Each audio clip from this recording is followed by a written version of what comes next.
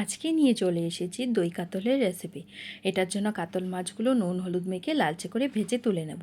তারপর যে তেল থাকবে ওই তেলের মধ্যে গোটা জিরে, গোটা গরম মশলা, তেজপাতা ফোড়নে দেব। ফোড়ন থেকে সুন্দর গন্ধ বেরিয়ে আসলে দিয়ে দেবো পেঁয়াজ বাটা।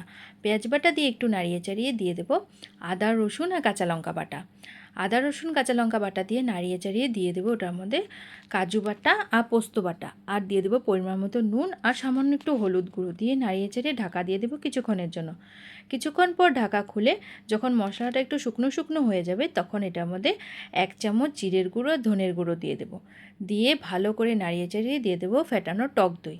টক দই দিয়ে আবারও ভালো করে নাড়িয়ে চাড়িয়ে ঢাকা দিয়ে দেবো কিছুক্ষণের জন্য। কিছুক্ষণ পর ঢাকা খুলে যখন মশলা থেকে তেল ছেড়ে দেবে তখন এটার মধ্যে দিয়ে দেবো পরিমাণ মতো জল। ঝোল ফুটে আসলে একে একে সব মাছগুলো দিয়ে দেবো। সব মাছগুলো দিয়ে নাড়িয়ে চাড়িয়ে ঢাকা দিয়ে দেবো কিছুক্ষণের জন্য। কিছুক্ষণ পর ঢাকা খুললেই বাস রেডি হয়ে গেল আমাদের দই কাতলের রেসিপি, যেটা আমি উপর থেকে বেরেস্তা আর চেরা কাঁচা লঙ্কা দিয়ে সার্ভ করেছিলাম। যারা যারা এই দই কাতলটা ট্রাই করোনি তারা একবার আমার এই রেসিপিটা থেকে ট্রাই করতে পারো। খুব দারুণ লাগে এই রেসিপিটা, আমার আর আমার পুরো পরিবারে খুব ভালো লেগেছিলো, তাই আমি তোমাদের সাথে শেয়ার করতে চলে আসলাম।